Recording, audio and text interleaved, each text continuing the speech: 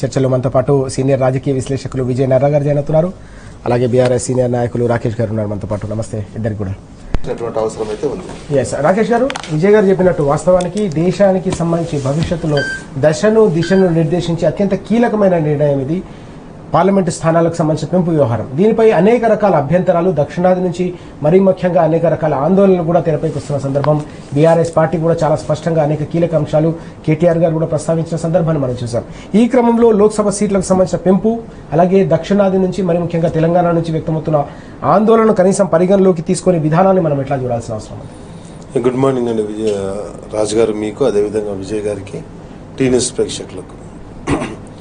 First of all, ఒక దేశంలో నిర్ణయాత్మకమైనటువంటి నిర్ణయం తీసుకునే క్రమంలో ఒక అద్భుతమైన చర్చ జరగాలి. అండ్ నెక్స్ట్ వచ్చేసి ఎప్పుడైతే నువ్వు డిలిమిటేషన్ చేస్తా అని చెప్పేసి నిర్ణయం తీసుకున్నప్పుడు సడన్గా ఒకటేసారి పార్లమెంట్ పెట్టేసి 3 రోజులలో చర్చను కంప్లీట్ చేద్దాం అనుకోవడం, దానికి ఇంకోటి డిలిమిటేషన్కు మహిళా బిల్లుకు లింక్ పెట్టడం. ఇప్పుడు ఫస్ట్ ఆఫ్ ఆల్ నీకు ఏదైతే బీజేపీ పార్టీ పార్లమెంట్లో మనం చూసినప్పుడు 2/3 మెజారిటీ తోటి మాత్రమే మనం అక్కడ ఉన్నటువంటి బిల్లుల్ని అంటే ప్రధానమైనటువంటి బిల్లులను పాస్ చేసుకోవాలి. 2/3 మెజారిటీ కావాలంటే మనకున్న ఇప్పుడు లోక్సభలో 540 ఉన్నారు, రాజ్యసభలో 244 మంది ఉన్నారు. దాంట్లో వీళ్ళకున్న 293 మంది, అంటే ఇంకా 67 మంది తక్కువ పడుతున్నారు. అంటే 360 కావాలి, 67 మంది తక్కువ పడుతున్నారు. అంటే వీళ్ళ కూటమి కాక మరి 67 మంది ఎక్కడి నుంచి జమ అవుతారు? అంటే ఈ బిల్ పాస్ చేద్దామనా ఫెయిల్ చేద్దామనా? అంటే మేము ప్రయత్నం చేసినాం, జరగలేదని చెప్దామని. అండ్ నెక్స్ట్ వచ్చేసి నువ్వు మహిళా బిల్లు ఉంది, దాన్ని సపరేట్ పెట్టు, దీన్ని సపరేట్ పెట్టు ఉంటుంది. మహిళా బిల్లు పెడితే అన్ని పార్టీలు మద్దతు ఇస్తున్నాయి. అది అన్ని పార్టీలు మద్దతు ఇచ్చిన తర్వాత చర్చ జరిగి ఈ సీట్లు ఎట్లా పెంచాలి, ఏ రీతిగా పెరుగుతుందని చెప్పేసి 2011 సెన్సెస్ తీసుకుంటా అని చెప్పేసి అంటున్నారు. నేనేమంటున్నా, ఆల్రెడీ మనకు డిలిమిటేషన్ 1975లో ఆగిపోయింది, అంటే దాదాపుగా 50 ఏళ్ల కిందట ఆగిపోయింది. అప్పుడు 25 ఏళ్ళకి అన్నారు 2021 అంటే అది డిలిమిటేషన్ ఆ రోజున్న పాపులేషన్తో జరగాలన్నారు.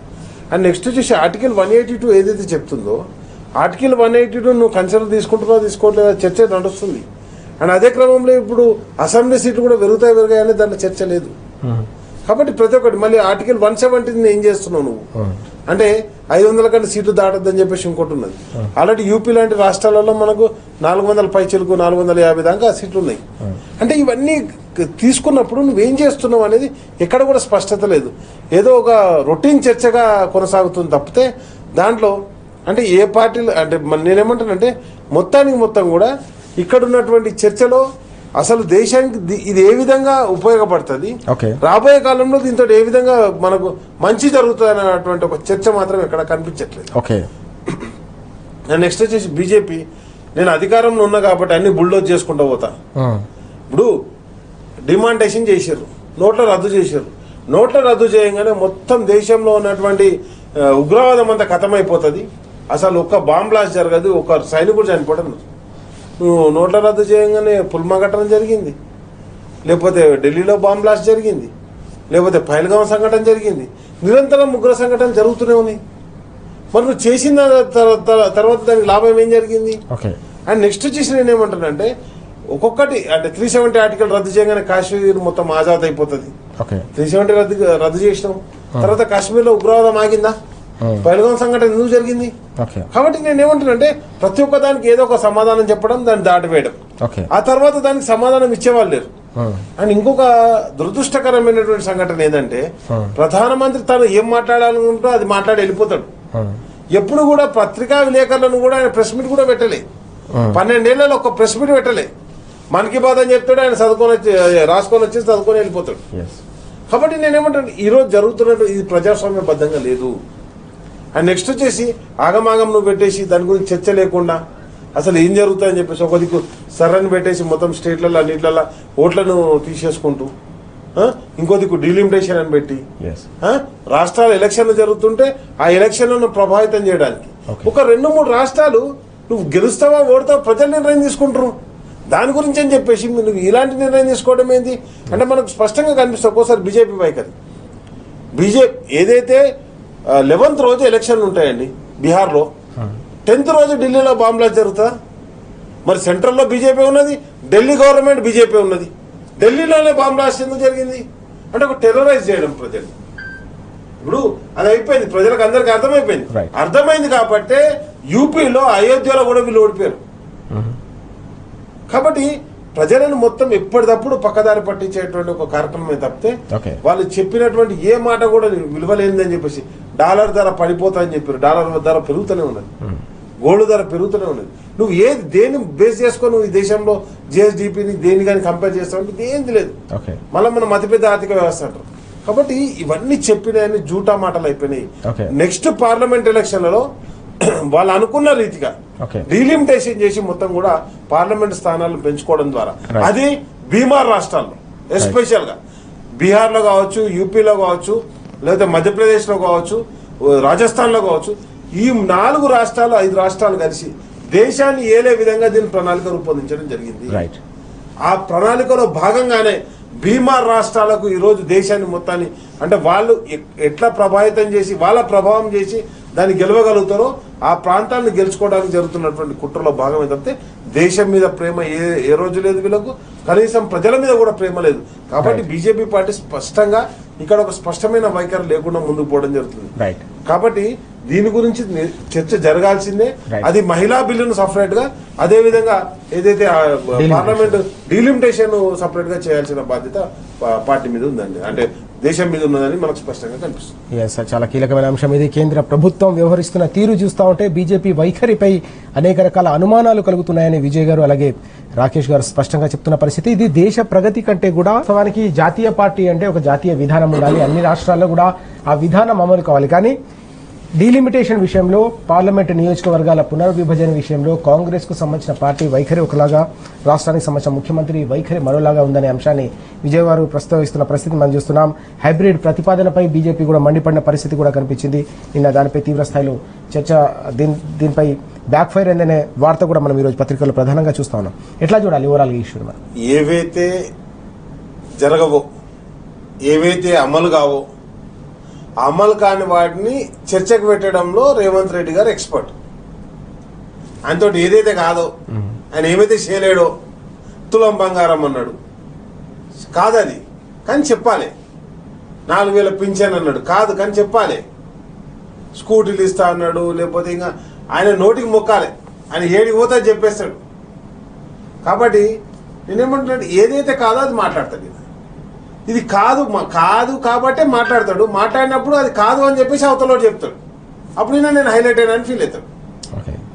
అట్లనే ఈరోజు అసలు జిఎస్డిపి అంటే డబ్బులోనికే ఓటు ఇవ్వాలి అని చెప్పేసి ఈయన ఏదైతే రాష్ట్రాలు, సరే రాష్ట్రాలకు దక్షిణాది రాష్ట్రాలకు ప్రాతినిధ్యం పెట్టిస్తారు, దేశంలో సమాన ప్రాతినిధ్యం ఇవ్వాలి, ఎకనామీ మోడల్ కాకుండా దానికి కిషన్ రెడ్డి ఒక కౌంటర్ ఇచ్చిండు. నేనేమంటా అంటే కౌంటర్ ప్రతి కౌంటర్ కాదు కదా, నీ విధానం ఏంది, పార్టీ విధానం ఏంది? 100 మంది ఎంపీలు ఉన్నారు ఈ రాష్ట్రం నుంచి, 8 మంది ఎంపీలు ఉన్నారు. అసలు ఈ రాష్ట్ర విధానం ఏంది? దీనిలో నువ్వు ఏం కోరుకుంటున్నావు? ఏది స్పష్టత లేకుండా ఏదో ఒకటి మాట్లాడాలి.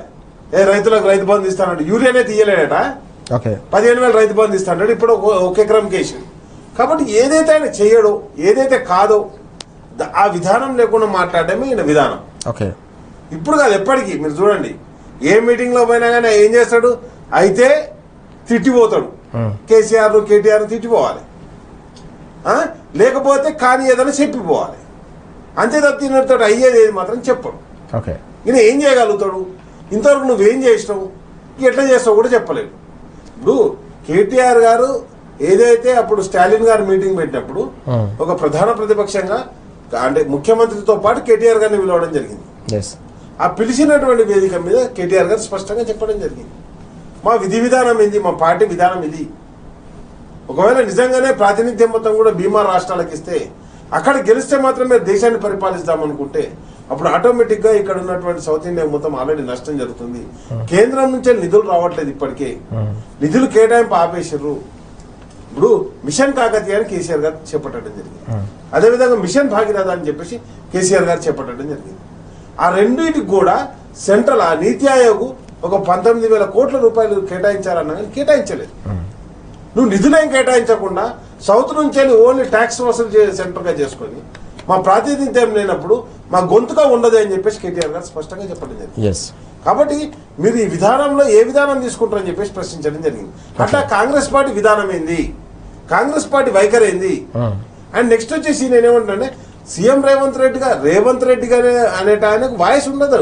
ఎందుకంటే ఆయన కాంగ్రెస్ పార్టీ ఒక ఎమ్మెల్యే, ఆయన ముఖ్యమంత్రి చేసింది కాంగ్రెస్ పార్టీ. అసలు నీ కాంగ్రెస్ పార్టీ వైఖరి ఏంది? నువ్వు ఎంతసేపు నీకు తోచింది మాట్లాడతా కాదు కదా, నీ వైఖరి ఏంది? కాంగ్రెస్ పార్టీ వైఖరి ఏంది? కాంగ్రెస్ పార్టీ ఏం చెప్తుంది అసలు? కాంగ్రెస్ పార్టీ విధి విధానాలు ఏంది? ఇప్పటివరకు తేటతెల్లం కాలేదు. కాబట్టి దాన్ని తేటతెల్లం కానప్పుడు దాని గురించి ఈయన చర్చ, ఈయన ఏదో జరిగేటట్టు పెట్టడం, ఆయన తిట్టి సెషన్ కంప్లీట్ అయింది అన్నట్టు బీజేపీ ఫీల్ కావడం, నిన్నమంటే ఎంత అంటే లోపభూయిష్టంగా చర్చ జరుగుతుంది. ఒక విధి విధానం లేనటువంటి, ఒక సమగ్రమైనటువంటి తెలంగాణ జాగ్రఫీ కావచ్చు, అదేవిధంగా భారతదేశం యొక్క జాగ్రఫీ కావచ్చు. మనం చూసే మతంలో ఆయన మాట్లాడినప్పుడు తెలంగాణకు 3 దిక్కుల సముద్రం ఉందంటాడు, లేకపోతే ఏది ఒక డ్యామ్ వచ్చేసి ఇక్కడ లేని డ్యామ్ ఇక్కడనే ఉందని చెప్తాడు. నేనేమంటానంటే ఒక విధానం లేనటువంటి, విధి విధానం లేనటువంటి, అవగాహన లేనటువంటి ముఖ్యమంత్రి ఏనుంటే, ఈ దేశం మీద అవగాహన లేనటువంటి కాంగ్రెస్ పార్టీ, ఈ దేశాన్ని ఎట్లయినా కానీ అదానికి అంబానికి కట్టాలని చెప్పేసి బీజేపీ పార్టీ ఈ పోరాటమే నడుస్తుంది తప్పితే ఎక్కడ కూడా ప్రజల గురించి, సంక్షేమం గురించి నడవట్లేదు. కాబట్టి సీఎం రేవంత్ రెడ్డి గారు ఏది మాట్లాడినా ఆయనకు రియల్ ఎస్టేట్ తప్ప ఏది తెలియదు. ఏదైనా భూమి కనిపిస్తే మంత్రులను పంపించి కబ్జా చేపియడం, లేకపోతే ఆయననే కబ్జా చేయడం, తన ఎనుముల ఫ్యామిలీని పంపించి కబ్జా చేపియడం, లేదంటేనా ఈ కాని మాటలు మాట్లాడడం. ఇవి తప్పితే ఆయన ఏ రోజు కూడా జరిగేది, ముందు ఉన్నటువంటి ఫ్యూచరు, రేపు భవిష్యత్తు అనేటువంటి విధి విధానం ఎక్కడ కూడా లేదు. కాబట్టి ఆయన మాట్లాడినటువంటి మాటల్ని బీజేపీకి, ఆయన నిరంతరం బీజేపీకి ఆయుధంగా మారుతుండే తప్పితే ప్రజల తరఫున పోరాటం చేస్తున్నటువంటి వ్యక్తిగా లేడు. కాబట్టి ఇవన్నీ కూడా గమనించడం జరుగుతుంది. అండ్ నెక్స్ట్ వచ్చేసి నేను ఏమంటానంటే, ఒకవేళ నిజంగానే మీ కాంగ్రెస్ పార్టీ విధి విధానం అయితే మరి మీ సిడబ్ల్యూసీ మీటింగ్ అయినప్పుడు ముఖ్యమంత్రి గారు అటెండ్ అయినావు కదా, ప్రియాంక గాంధీ పక్కపండి కూర్చొని ఫోటోలకు, పేపర్లకు ఫోటోలు రిలీజ్ చేసినావు కదా, మరి ఏమైంది? నువ్వు ఏ విధానాన్ని తీసుకున్నావు? కాంగ్రెస్ పార్టీ విధానం ఈ రోజు కన్నా పార్లమెంట్ లో ప్రకటించమని చెప్పండి. ప్రకటించకుండా కాంగ్రెస్ పార్టీ విధానం కాకుండా ఏదో ఇక్కడ మాట్లాడదా పోని ఈయన మాట్లాడిండు, మరి 8 మంది ఎంపీలు మాట్లాడినా, మరి కాంగ్రెస్ పార్టీ నుంచి 8 మంది రిప్రజెంటేషన్ చేస్తున్నారు కదా, వాళ్ళు ఎందుకు మాట్లాడలే? మరి నువ్వు ముఖ్యమంత్రి గారు తీసుకున్న నిర్ణయం కదా, ఈ దేశంలో ఈ విధానం ఉండాలని చెప్పేసి ఎందుకు మాట్లాడలేదు? పేపర్లో వచ్చిందని చూసి బీజేపీ ఎంపీ మాట్లాడతాడు. మరి మీ కాంగ్రెస్ ఎంపీలు ఏం చేస్తారు పార్లమెంట్? అండ్ ఒక దిక్కు కాంగ్రెస్ ఎంపీలు ఏం చేస్తారు, ఇంకో దిక్కు బీజేపీ ఎంపీలు ఏం చేస్తారు? ఏం అర్థం కానటువంటి పరిస్థితి రాష్ట్రానికి. విజయ్ గారు, ఇక్కడ మరో కీలకమైన అంశం, ఈ డీలిమిటేషన్ ప్రక్రియలో భాగంగానే మహిళా రిజర్వేషన్ కు సంబంధించిన కోటాకు సంబంధించిన పెంపు పైన కూడా ఈరోజు ప్రతిపాదన తెరపైకి తీసుకొచ్చిన సందర్భం, కేంద్ర ప్రభుత్వం ఆ దిశగా కూడా అడుగులేస్తున్న పరిస్థితి బీజేపీది కనిపిస్తుంది. ఎంపీలకు సంబంధించిన నియోజకవర్గాల పునర్విభజనే కాదు, మహిళా రిజర్వేషన్ విషయంలో కూడా బీజేపీ చిత్తశుద్ధిపై అనేక రకాల అనుమానాలు వ్యక్తమవుతున్నాయనే విషయాన్ని విజయ్ గారు ప్రస్తావిస్తున్న పరిస్థితిని మనం చూస్తా ఉన్నాం. రాకేష్ గారు, మనం చూసామా సమాజంలో సగభాగమైన మహిళలకు తప్పకుండా రాజకీయ ప్రాతినిధ్యం కూడా ఉండాలని బీఆర్ఎస్ హయాంలో గతంలోనే 10 ఏళ్ల కాలంలో అనేక రకాల అవకాశాలు తెలంగాణ ఇచ్చిన సందర్భం, తెలంగాణ వేదికగా నిలిచిన సందర్భం. మహిళా రిజర్వేషన్ బిల్లుకు సంబంధించిన విషయంలో కూడా బీఆర్ఎస్ ముందు నుంచి కూడా సానుకూలంగా ఉన్న సందర్భాన్ని మనం చూసాం. అయితే ఈ బిల్లును తీసుకొచ్చిన విధానం పైన అనేక రకాల అనుమానాలు వ్యక్తమవుతున్నాయనే చర్చ ఇంతకుముందు విజయ్ గారు కూడా విషయాన్ని ప్రస్తావించారు. ఎట్లా చూడాలి ఓవరాల్ గా కేంద్ర ప్రభుత్వానికి సంబంధించిన వైఖరిని కావచ్చు, చిత్తశుద్ధిని కావచ్చు, నిజంగానే మీకు అది చిత్తశుద్ధి ఉన్నట్టు అనిపిస్తుందా, లేక ఏమైనా అనుమానాలు కనిపిస్తున్నాయి? అంటే ఇక్కడ ఒక గమ్మతైనటువంటి విషయం కనిపిస్తుంది. ఏంటంటే మహిళా బిల్లును డీలిమిటేషన్ రెండు కలిపి పెట్టడం ద్వారా బీజేపీ పార్టీ, అంటే బీజేపీ పార్టీ అది బిల్లు పాస్ కావాలని చూస్తుందా, పాస్ కావద్దని చూస్తుందా అర్థమైతలేదు అనమాట. ఒకటి నెంబర్ 1. నెంబర్ 2 వచ్చేసి నేను ఏమంటానంటే, కేసీఆర్ గారు మొదటి నుంచి కూడా మహిళా పక్షపాతి. కేసీఆర్ గారు అయితే షాదీ ముబారక్, కళ్యాణ లక్ష్మి కావచ్చు, కేసీఆర్ కిట్ పెట్టడం కావచ్చు, ఇది ప్రెగ్నెంట్ అయినటువంటి ప్రతి మహిళకు 12,000 రూపాయలు పాప పుడితే 13,000 రూపాయలు పాప పుడతాయని చెప్పేసి ఇది పెట్టడం కావచ్చు. అదేవిధంగా జిహెచ్ఎంసీలో ఈ 50% మహిళలకు రిజర్వేషన్ కల్పించడం కావచ్చు. అండ్ నెక్స్ట్ వచ్చేసి అప్పటిదాకా మార్కెట్ కమిటీ చైర్మన్లలో అసలు రిజర్వేషన్లు అనేవి లేవు. దాంట్లో బీసీ, ఎస్సీ, ఎస్టీలకు రిజర్వేషన్లు కల్పించడం కావచ్చు, మహిళలకు దాంట్లో 50% రిజర్వేషన్ కల్పించడం కావచ్చు, స్థానిక సంస్థలలో వాళ్ళ ప్రాతినిధ్యాన్ని పెంచడం కావచ్చు. ఇవన్నీ కూడా కేసీఆర్ గారు మహిళా పక్షపాతి. అండ్ నెక్స్ట్ వచ్చేసి కేసీఆర్ గారు ఎప్పుడైతే మహిళా బిల్లుకు మహిళలకు కంపల్సరీ 33% రిజర్వేషన్ ఇవ్వాలని చెప్పేసి ఆయన ఎప్పుడో తీర్మానం చేసి అసెంబ్లీలో తీర్మానం చేసి పంపించడం. అండ్ నెక్స్ట్ వచ్చేసి నేను ఏమంటానంటే, ఎస్పెషల్గా జిహెచ్ఎంసీ పరిధిలో మనం చూసాం, అప్పుడు మున్సిపల్ శాఖ మంత్రిగా కేటీఆర్ గారు ఉన్నప్పుడు 50% రిజర్వేషన్ ఏ దేశం మొత్తంలో ఎక్కడ కూడా లేదు. ఓకే, మీరు అన్నట్టు మేం సగం సమాజంలో అంటే కిత్నా ఆబాది ఉత్నా హక్ అని చెప్పేసి రాహుల్ గాంధీ మాట్లాడినప్పుడు మరి ఆయన 50% గురించి ఎందుకు మాట్లాడి 33%కే వెనుక ముందు ఆడుతున్నాయి. అంటే గతంలో కాంగ్రెస్ పార్టీ ఇవ్వాల్సిన ఆవశ్యకత ఉండే, అవసరం ఉండే, ఆయన కాంగ్రెస్ పార్టీ చేయలేదు. ఓకే, ఈరోజు బీజేపీ పార్టీ తన రాజకీయ లబ్ధి గురించి దీన్ని ముందడి తీసుకొచ్చింది. కానీ స్పష్టంగా మా వర్కింగ్ ప్రెసిడెంట్ గారు మా అందరికి కూడా దిశానిర్దేశం చేయడం జరిగింది. ఏంటంటే మనం 33% మహిళా రిజర్వేషన్ కు సంపూర్ణ మద్దతు ఇస్తున్నాం, ఆల్రెడీ మనం బిల్ పాస్ చేసి పంపించినాం అని కూడా చెప్పడం జరిగింది. కాబట్టి ఆ మహిళా బిల్లు అది అవుతుందా కాదా అనేది ఒక ప్రధాన అంశం అయితే, ఇంకోటి ఏమవుతుందంటే ఇప్పుడు డీలిమిటేషన్ అయిన తర్వాత discrimination between south and north అది అంతరం పెరుగుతున్నట్టుగా కనిపిస్తుంది. ఎందుకంటే మనకు 543 స్థానాలు ఉన్నప్పుడు మన ప్రాంతంలో 130 స్థానాలండి. 130 స్థానాలు ఉన్నప్పుడు మనకు 413 ఫరక్ ఉంటుండే. నార్త్ ఇండియా మొత్తం 413 మనకంటే ఎక్కువ ఉంటుండే. ఇప్పుడు ఏమైతుంది, అది 600 పైచీలకు 620 పోతుంది. పెరిగినటువంటి సీట్లతోటి గతంలో ఉన్నటువంటి డిస్క్రిమినేషన్ కానీ ఇప్పుడు ఎక్కువ పెరుగుతుంది. అంటే నార్త్ ఇండియా ఏది కావాలనుకుంటే చేసుకునేటువంటి పరిస్థితి. కానీ అదే సమయంలో ఈ బిల్లులో కూడా అన్ని రాష్ట్రాలకు ఇప్పుడు నువ్వు బిల్లులో అంటే నేనేమంటానంటే ఇది పెట్టిన తర్వాత మనకు నిధులు వస్తాయా అనేది కూడా ఒక డౌట్ ఉంటుంది. ఎందుకంటే ఎవరైతే వాళ్ళు అక్కడ ఎక్కువ శాతం మెజారిటీ ఉంటుందో వాళ్ళు దానికి సంపూర్ణ మద్దతు ఇచ్చుకుంటారు. ఇప్పుడు రైల్వే ప్రాజెక్టు దానికి బెస్ట్ ఉదాహరణ. ఏ రాష్ట్ర మంత్రి రైల్వే శాఖ మంత్రి ఉంటే ఆ రాష్ట్రానికి ఎక్కువ నిధులు పోతుంది. ఇప్పుడు వస్తాయా రావా అనేది ఇంకోటి. కాబట్టి ఇవన్నీ ఉన్నప్పుడు మహిళా బిల్లుకు మాత్రం సంపూర్ణంగా బీఆర్ఎస్ పార్టీ మద్దతు ఇస్తుంది. కేసీఆర్ గారి ఆధ్వర్యంలో గతంలోనే బిల్ పాస్ చేసి పంపించడం జరిగింది. ఇప్పుడు మహిళా బిల్లును పెట్టేదాన్ని కూడా మేము సంపూర్ణంగా సమర్థిస్తాం. మహిళా బిల్లుకు పూర్తి స్థాయిలో బీఆర్ఎస్ మద్దతు ఇస్తున్న పరిస్థితి కూడా మనకు కనిపిస్తూ ఉంది. దీంతో పాటుగా డీలిమిటేషన్ ప్రక్రియలో కూడా తప్పకుండా కేంద్ర ప్రభుత్వం అనుసరిస్తున్న వైఖరి మాత్రం అనేక రకాల అనుమానాలకు తావిస్తుందనే విషయాన్ని చాలా స్పష్టంగా రాకేష్ గారు అలాగే విజయ్ గారు కూడా వ్యక్తం చేస్తా ఉన్నారు. బీజేపీ ఈ రెండు వ్యవహారాలను కూడా కలిపి ఒకేసారి తెరపైకి తీసుకురావడం, పార్లమెంట్ ప్రత్యేక సమావేశాల పేరిట నోటీస్ ఇవ్వాల్సినటువంటి అవసరం కూడా ఉంది. రాకేష్ గారు, మనం చూస్తున్నాం వాస్తవానికి 6 దశాబ్దాల ఆకాంక్ష తెలంగాణ ఏర్పాటు అనేది, త్యాగాల పునాదుల మీద తెలంగాణ సాధించుకున్న సందర్భం. 14 ఏళ్ల పాటు సుదీర్ఘమైన ఉద్యమం చేసి కేసీఆర్ గారు చివరికి చావు నోట్లో తలపెట్టి తెలంగాణ సాధించిన పరిస్థితిని మనం చూసాం. ప్రగతిశీలమైన రాష్ట్రంగా 10 ఏళ్ల పాటు ప్రగతి ప్రస్థానంలో కొనసాగించిన తర్వాత కూడా ఇంకా తెలంగాణ ఏర్పాటుపై విషం జిమ్మడాన్ని ఎట్లా చూడాల్సిన అవసరం ఉంది? దేశ అత్యున్నత చట్టసభ అయిన పార్లమెంటు సాక్షిగా అత్యంత ప్రజాస్వామికబద్ధంగా ఏర్పాటైన తెలంగాణపై ఇంకా కూడా ఇలాంటి విషం చిమ్మడపై నిన్న కేటీఆర్ గారు కూడా తీవ్ర స్థాయిలో మండిపడిన అంశం కూడా మనకు కనిపిస్తుంది. ఎట్లా చూడాలి ఓవరాల్ గా ఈ ఇష్యూ? ఒకటండి, నేనేమంటానంటే ఫస్ట్ ఆఫ్ ఆల్ బీజేపీ నాయకులకు దేశంలో మతం గురించి మాట్లాడకుండా, పాకిస్తాన్ గురించి, చైనా గురించి మాట్లాడకుండా మాట్లాడే దమ్ము లేదు వాళ్ళ కనీసం సబ్జెక్ట్ కూడా అవగాహన లేదు. ఒకటైతే తేజస్వి సూర్య మాట్లాడినప్పుడు అసలు తెలంగాణ గురించి మనకి ఏం తెలుసు? నేనేమంటానంటే ఈ తెలంగాణ అనేది తనకు తాను త్యాగం చేసుకొని తనను తాను నిర్మించుకున్నటువంటి గొప్ప గడ్డ ఇది. ఆ రోజు భారతదేశం మొత్తం ఒక దిక్కుంటే ఏదైతే కొన్ని ప్రజా సంఘాలు వాటి నాయకత్వం వహిస్తుంటే, తెలంగాణలో నిజాం రాజ్యం నడుస్తుంటే దీని మీద పోరాటం చేసినటువంటి తెలంగాణ ప్రజలే, ఐక్యంగా తెలంగాణ ప్రజలే పోరాటం చేశారు. అదే విధంగా ఈరోజు భారతదేశంలో అంటే మాకు అన్యాయం జరుగుతుంది మా ఆంధ్రప్రదేశ్లో అని చెప్పేసి భారత ప్రభుత్వంతో పోరాటం చేసి మా రాష్ట్రాన్ని మేము ఏర్పాటు చేసుకోవడానికి ఒక బలమైన నాయకుడు కేసీఆర్ గారు ముందుండి నడిపిస్తే తనను తాను త్యాగం చేసుకొని ఆయన ఏ రోజు కూడా పార్టీ పదవులకు రాజీనామా చేశారు. డిప్యూటీ ఫ్లోర్ లీడర్ గా ఆయన డిప్యూటీ స్పీకర్ గా, ఎమ్మెల్యేగా రాజీనామా చేశారు, ఎంపీగా, కేంద్ర మంత్రిగా రాజీనామా చేశారు, ఎమ్మెల్యేలందరూ రాజీనామా చేశారు. అయినా కానీ సాధ్యం కానప్పుడు ప్రజాస్వామ్యాన్ని మెప్పేయడానికి ఒప్పేయడానికి ఆయనకు చావునోట్లో తలపెట్టి ఒకటే మాట చెప్పిండు ఆ రోజు కేసీఆర్ గారు తెలంగాణ ఉద్యమం నడిచే టైంలో. అయితే తెలంగాణ జైత్రయాత్ర కావాలి, లేకపోతే నా శివయాత్ర కావాలని చెప్పేసి ఆ రోజు ఆయన ఏదైతే ఆమర నిరాదీక్ష చేసిండో తద్వారా తెలంగాణ రాష్ట్రం ఏర్పాటు కాబడ్డది. ఇక్కడ సన్నాయి నొక్కులు నొక్కేటువంటి బీజేపీ పార్టీ నాయకులు మేము కూడా తెలంగాణ రాష్ట్రం ఏర్పాటులో భాగస్వామ్యమని చెప్తారు కదా. మరి ఈరోజు తేజస్వి సూర్య మాట్లాడుతుంటే ఏం చేశారు? ఇంకా బుద్ధి లేకుండా, జ్ఞానం లేకుండా ఈ రాష్ట్ర అధ్యక్షుడు ఏం మాట్లాడతాడు? ఆ రోజు విభజన ఎట్లా జరిగింది? ఆ రోజు విభజనకు దీనికి సంబంధం ఏంది? అసలు నువ్వు లేవు కదా ఆ రోజు విభజనలా. దేశ విభజన జరిగేటప్పుడు బీజేపీ పార్టీ పుట్టలే. మతాన్ని అడ్డు పెట్టుకుని ఈ దేశాన్ని పరిపాలిస్తూ గుజరాత్ కంపెనీలకు దేశాన్ని తాకట్టు పెడుతున్నటువంటి బీజేపీ పార్టీ తెలంగాణ ఆత్మగౌరవాన్ని, తెలంగాణ ప్రజల స్వాభిమానాన్ని అన్నింటినీ పార్లమెంట్ లో తాకట్టు పెట్టింది. మరి తెలంగాణ నుంచి ఎలక్ట్ అయినటువంటి బీజేపీ ఎంపీలు ఏం చేస్తున్నారండి?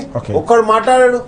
ఇంతకుముందు అన్నట్టు మురదానం కట్టుకోలేదు బీజేపీ ఎంపీ లేవాడు. తెలంగాణలో మురదానం కట్టుకున్న బీజేపీ ఎంపీ లేడా? అండ్ నెక్స్ట్ వచ్చేసి నేను ఏమంటున్నానంటే ఇవన్నీ ఒక అంశం అయితే ఇంకో దిక్కు కాంగ్రెస్ వాళ్ళు రైట్ అదే అంటే పార్లమెంట్ లో ముఖ్యమంత్రి గారు అవైలబుల్ ఉంటారు. కనీసం అదే తెలంగాణ అది ఈ రాష్ట్రానికే ముఖ్యమంత్రి కదా, రైట్ ఈ రాష్ట్రం నుంచే రిప్రజెంట్ కదా. కేటీఆర్ గారు స్పందించిన తీరుగా కూడా స్పందించలే. కేటీఆర్ గారు ఒక మాట జరగగానే వెంటనే కేటీఆర్ గారు దాన్ని తీవ్రంగా ఖండించడం జరిగింది. ఎందుకంటే తెలంగాణ గురించి పోరాటం చేసినటువంటి నాయకుడు, ఓకే తెలంగాణ గడ్డ అంటే ప్రేమ ఉన్నటువంటి నాయకుడు. ఈ రోజు కూడా విదేశాల్లో ఏ పర్యటనకు పోయినా కానీ అలా తెలంగాణకు పెట్టుబడులు పెట్టండి, తెలంగాణ అభివృద్ధి చెందాలని కోరుకుంటున్న నాయకుడు కేటీఆర్. ఓకే కానీ ఈ రాష్ట్ర ముఖ్యమంత్రిగా ఉండి ఓకే కనీసం పార్లమెంట్ లో డిస్కషన్ జరుగుతుంది, దిశానిర్దేశం చేయవు. ఆ 8 మంది ఎంపీలు కాంగ్రెస్ ఎంపీలు తెలంగాణ నుంచి గెలిచినటువంటి 8 మంది ఎంపీలు పక్క రాష్ట్రంలో దిక్కేలేరు కదా, రైట్ ఆడ కర్ణాటకలో కూడా దిక్కులేరు కదా కాంగ్రెస్ ఎంపీలు. మరి ఎంపీలు ఇక్కడ 8 మంది లేచి ఎట్లాంటావు అని చెప్పేసి గల్లా పట్టుకొని శాతకాలే ఏం శాతం అవుతుంది? దందాలు చేసుకోనికి ఢిల్లీకి పైసలు మాయనికి తప్ప దేనికి పనికిరాడు ఈ రాష్ట్ర ముఖ్యమంత్రి. కాబట్టి ఈ రాష్ట్ర కాంగ్రెస్ పార్టీ విఫలమైంది, ముఖ్యమంత్రి విఫలమైన, సంపూర్ణంగా ఈ ప్రాంతంలో ఉన్నటువంటి బీజేపీ తెలంగాణ బిడ్డలమని చెప్పుకునేటువంటి అర్హత కూడా బీజేపీ పార్టీ మొత్తం కోల్పోయింది. కాబట్టి నేనేమంటున్నానంటే ఇలాంటి వ్యాఖ్యలు చేసేటప్పుడు ఒకటి తప్పకుండా ఆయనకు ఏదైతే పార్లమెంట్ సాక్షిగా ప్రతి ఒక్కదానికి అసలు తెలంగాణ అంటే పాకిస్తాన్ లెక్క కనిపిస్తుందా నీకు? ఏదైతే బీజేపీ నాయకులకు ఇక్కడి నుంచి ఎంపీలు కావాలి, ఇక్కడి నుంచి నిధులు కావాలి, ఇక్కడి నుంచి పథకాలు కావాలి, కానీ మీరు మాత్రం తెలంగాణ మాత్రం పాకిస్తాన్ లెక్క కనిపిస్తుంది. మరి ఎందుకున్నారా పాకిస్తాన్ లో సపరేట్గా రాజీనామా చేయరాదు? మీరంతా బీజేపీ నాయకులంతా పీక రాదు, ఏడున్నదానికి ఎందుకు మాట్లాడుతున్నారు అట్లా? కాబట్టి తెలంగాణ ప్రజలను పదే ఇంతకుముందు ప్రధానమంత్రి కూడా ఇదే మాట మాట్లాడి నిన్న కేటీఆర్ గారు స్పష్టంగా ట్విట్టర్లో చెప్పిండు. ప్రధానమంత్రి కూడా ఇంతే మాట్లాడి ఏమని తల్లిని అంటే బిడ్డను ముట్టించారు, తల్లిని చంపారని చెప్పిండు.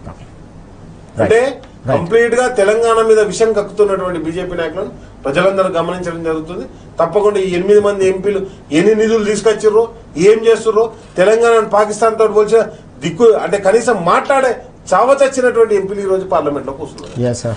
మనం చూస్తా ఉన్నాం తెలంగాణను అడుగడుగునా కూడా అవమానించడమే కాకుండా అత్యున్నత చట్టసభ అయిన పార్లమెంటు వేదికగా తెలంగాణ ఆత్మగౌరవాన్ని దెబ్బతీస్తా ఉంటే తెలంగాణ నుంచి గెలిచిన కాంగ్రెస్ అలాగే బీజేపీ ఎంపీలు ఏం చేస్తా ఉన్నారని చెప్పేసి రాకేష్ గారు అలాగే విజయ్ గారు కూడా సూటిగా ప్రశ్నిస్తున్న సందర్భం కూడా కనిపిస్తోంది. తెలంగాణ స్వీయ రాజకీయ అస్తిత్వమైన బీఆర్ఎస్ కు లోక్సభలో ఉంటే బీఆర్ఎస్ ఎంపీలు ఉంటే అడుగడుగునా కూడా నిలదీసేవారు, తప్పకుండా క్షమాపణ చెప్పేవారు కూడా వదిలిపెట్టేవారు కాదని కూడా వారు స్పష్టం చేస్తున్న అంశాలు మనకు కనిపిస్తున్నాయి. థ్యాంక్ యూ వెరీ మచ్ చర్చలో పాల్గొన్నారు.